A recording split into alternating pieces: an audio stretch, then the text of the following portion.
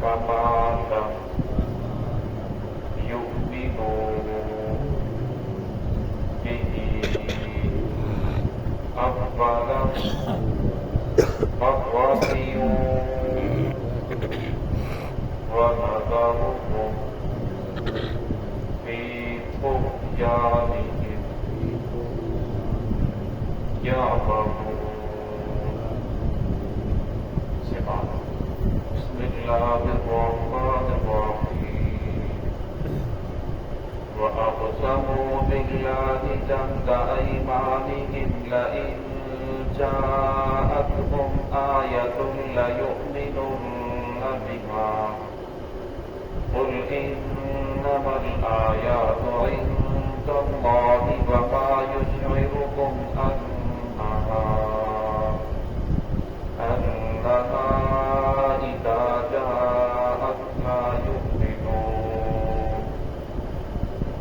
ونقلب أفئدتهم وأبصارهم كما لم يؤمنوا به أول مرة ونذرهم في طغيانهم يعمهون وأقسموا بالله اور وہ قسمیں کھاتے ہیں اللہ رب العزت کے نام کی جہد ایمانہم اور اپنی قسموں کو پکا کرتے ہیں لئن جاءتهم آیۃ لیؤمنن بها اور کہتے ہیں اگر آ جائے ان کے پاس آیۃ اللہ پر نشانی معجزہ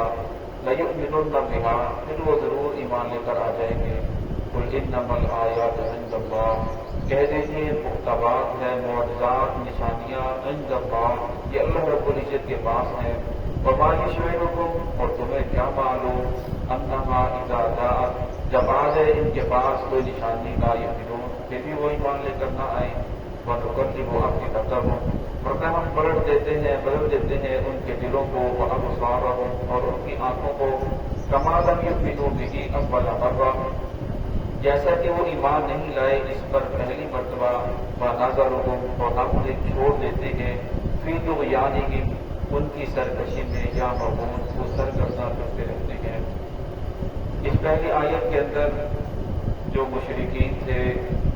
انکار کرنے والے ان کو دعوت تھا لوگوں میں بیٹھ کے یہ باتیں کرتے تھے وَأَقْسَمُوا بِاللَّهِ اور جو پکی قسمیں کھاتے تھے اپنی قسموں کو مضبوط کرتے تھے جہد ایمانہم لئن جاءتهم اگر کہتے ہمارے پاس کوئی نشانی آ گئی کوئی معجزہ آ گیا تو ہم ضرور ایمان لے کر آ جائیں گے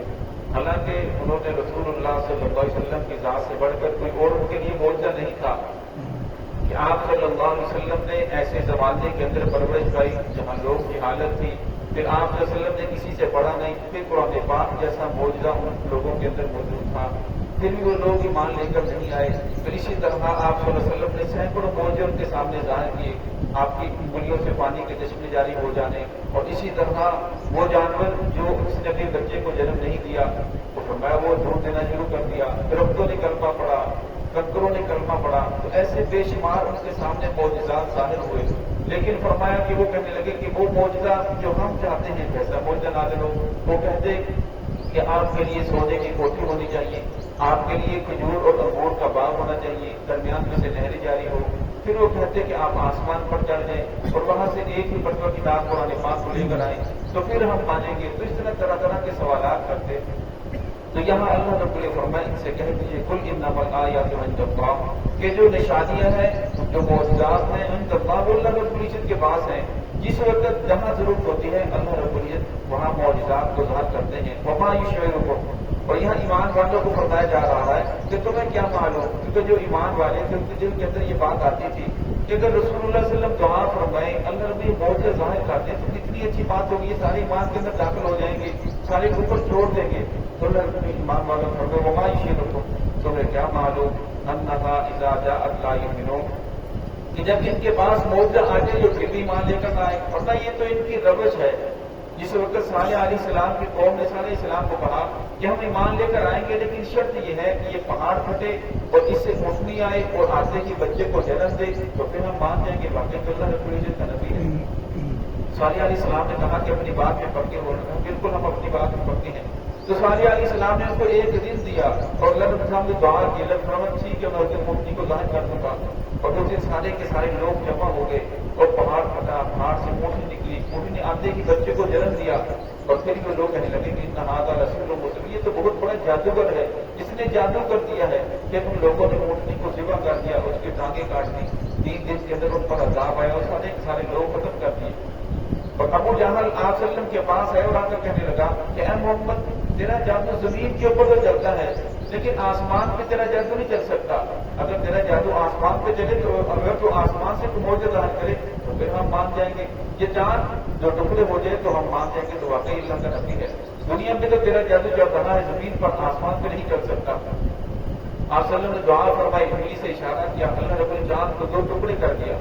اور جتنے لوگ وہاں موجود تھے انہوں نے اپنی آنکھوں سے دیکھا. پھر بھی ایک دوسرے پوچھ رہے کہ تجھے بھی ایسے نظر آ رہا ہوگا تو مجھے بھی آتا. وہ تجھے ایک دوسرے سے پوچھ رہے ہیں، پھر بھی وہ لوگ ایمان لے کر نہیں آئے. پھر جو قافلے دور سے آ رہے تھے اس وقت موجود نہیں تھے، تیار کیے گئے. جب وہ آئے ان سے پوچھا تھا بالکل ہمیں بھی ایسے ہی نظر آئے لیکن پھر بھی وہ لوگ ایمان لے کر نہیں آئے. اور آپ سمجھ کر لگے کہ اے محمد تیرا جادو پہلے زمین پہ چلتا تھا اب تو آسمان پہ بھی چلنا شروع ہو گیا. تو اللہ نے فرمایا کہ لوگ ایمان لانے والے نہیں ہیں. اصل بات یہ ہے فرمایا کہ جب انسان کا دل جو ہے وہ ٹیڑھا ہو جاتا ہے، مجھے سے بات آتا ہے دل نشیب کی روایت ہے کہ جب انسان گناہ کرتا ہے دل کے اوپر ایک سیاہ نقطہ لگتا ہے. اگر توبہ کر لیتے ہیں تو معاف ہو جاتا ہے، صاف ہو جاتا ہے. اگر توبہ نہیں کرتا گناہ پہ گناہ کرتا رہتا ہے ورنہ پھر ایسا وقت آتا ہے دل بالکل سیاہ ہو جاتا ہے اور پھر نیکی کی بات اس آدمی کو اچھی نہیں لگتی، نیکی کی بات قبول کرنے کے لیے تیار نہیں ہوتا. حاصل کی دوسری جگہ ارشاد فرمایا وَإِنَّ فِي الْجَسَدِ مُضْغَةً، فرمایا جسم کے اندر ایک ٹکڑا ہے، لوٹنا ہے. فرمایا اگر وہ سیدھا رہا فرمایا پھر سارا کا سارا جسم سیدھا رہتا ہے، وہ نیکی کرتا ہے، آنکھیں درست رہتی ہیں. اگر فرمایا وَإِنَّ فِي الْجَسَدِ لَمُضْغَةً، فرمایا اگر وہ اس کے اندر فساد آ جائے، وہ دل کا ٹکڑا جو ہے وہ بگڑ جائے، فرمایا